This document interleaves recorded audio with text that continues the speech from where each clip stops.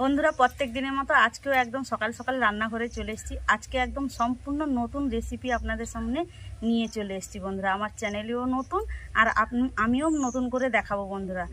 এই ফলটা কিন্তু আগে আমরা প্রচুর খেতাম, এখন কিন্তু দেখতেই পাইনি। আর বাজারে যে কিনতে পাওয়া যায় 300-400 টাকা করে কেজি বন্ধুরা। এই দেখুন কি ফলটা দেখুন, কালো জাম। এই কালো জামের জেলি বানিয়ে দেখাবো আপনাদের একদম সহজ পদ্ধতিতে, আর বাড়িতে থাকা উপকরণ হলেই হয়ে যাবে। মাত্র 3টি উপকরণে কালো জামের জেলি আপনাদের বানিয়ে দেখাবো। আপনারা প্রথম থেকে শেষ পর্যন্ত ভিডিওটি দেখতে থাকুন, আশা করি ভালো লাগবে। কালো জামটা দেখুন বন্ধুরা, কত বড় বড়, একদম ফ্রেশ। কাল তোমাদের দাদাভাই আমার ছেলেকে স্কুলে ছাড়তে গিয়েছিল, দিয়ে 300 না 350 টাকা কেজি দেখতে পেয়ে নিয়ে এসেছি। বলছে তুমি রেসিপি করবে, আমি নিয়ে এসেছি। আগে আমরা ছোটোবেলা প্রচুর খেয়েছি বন্ধুরা, আর গ্রামগঞ্জে আমাদের সবার বাড়িতে কিন্তু কম বেশি গাছ থাকতো। আর এখন তো এই গাছ কেউ দেখতে পায় না, আর ফল কেউ দেখতে পায় না। এই ফলটা যেন বিলুপ্ত হয়ে গেছে। তো আমি কালো জামটা প্রথমে ধুয়ে নেব।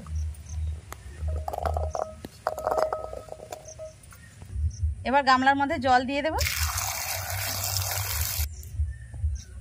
জামগুলো আলতো হাতে ধুয়ে নেব। এই জাম মাখা কিন্তু খেতে দারুণ লাগে, আর জামের জুসও খেতে ভালো লাগে।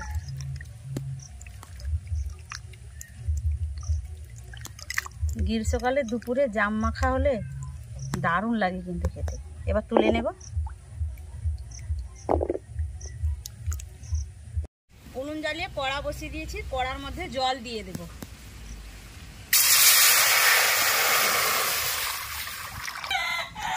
জল ফুটে আসা পর্যন্ত অপেক্ষা করব। জল টকবক করে ফুটে গিয়েছে, এবার কালো জাম জলের মধ্যে ছেড়ে দেব।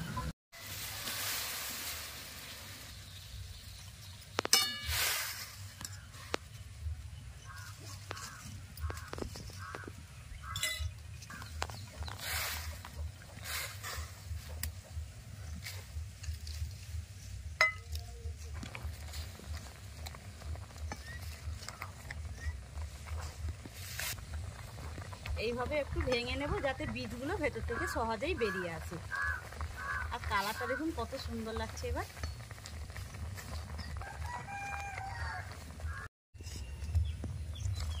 এবার বীজগুলো বের করে ফেলে দেব।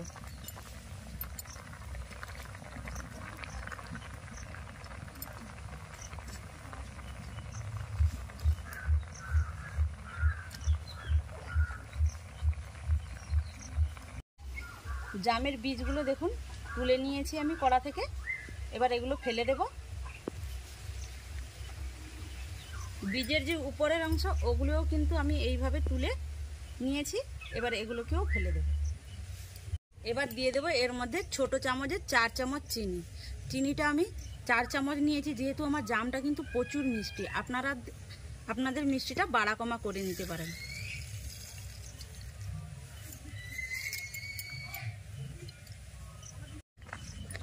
চিনি দিয়ে 10 মিনিট জাল করে নিয়েছি, আর ঘনত্বটা দেখুন।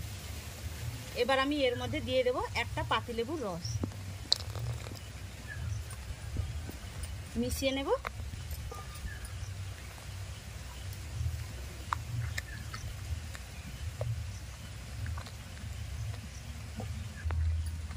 আমি পাতিলেবুর রস দিয়েছি, আপনারা চাইলে ভিনিগার দিতে পারেন। তো বাড়িতে যেহেতু খাবেন বন্ধুরা, পাতিলেবুর রসটা দিবেন, দিলে দীর্ঘদিন সংরক্ষণ থাকবে। আর ভিনিগারও দিলে দীর্ঘদিন আপনারা সংরক্ষণ করে রাখতে পারবেন। কমপক্ষে 5 থেকে 6 মাস সংরক্ষণ করে রাখতে পারবেন।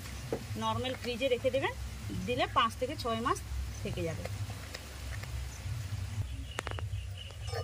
জ্যামটা হয়ে গেছে, এবার নামিয়ে নেব। আর জ্যামটা হয়ে গেছে বুঝবেন কেমন, দেখুন এই যে হাতা থেকে দেখুন থেকে থেকে পড়ছে, একবারে গড়িয়ে পড়ছে না। এই দেখুন, এভাবে পড়লে বুঝবেন যে জ্যাম তৈরি হয়ে গেছে। তো আমার জ্যামটাও তৈরি হয়ে গেছে, এবার নামিয়ে নেব। জ্যামটা ঠান্ডা করে কড়া থেকে একটা বাটির মধ্যে ঢেলে নিয়েছি। এবার জ্যামের কন্টিনিউটিটা আপনাদের দেখাচ্ছি দেখুন। ঠান্ডা হয়ে যাওয়ার পরেও কিন্তু জমাট বাঁধেনি। এই দেখুন,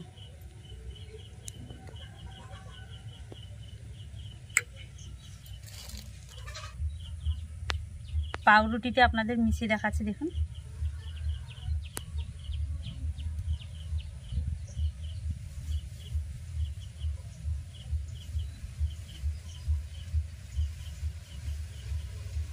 কি সুন্দর লাগছে দেখুন বন্ধুরা, কালারটা গোলাপি তো পাউরুটির উপরে কিন্তু দারুণ লাগছে বন্ধুরা। মাত্র 3টি উপকরণে একদম কম সময়ে কালো জামের জ্যাম তৈরি হয়ে গেল বন্ধুরা। আপনারাও এইভাবে জ্যামের সিজনে, কালো জামের সিজনে জ্যাম তৈরি করে রাখবেন, দেখবেন বন্ধুরা বাচ্চা থেকে বড় সবাই কিন্তু খুশি হয়ে যাবে।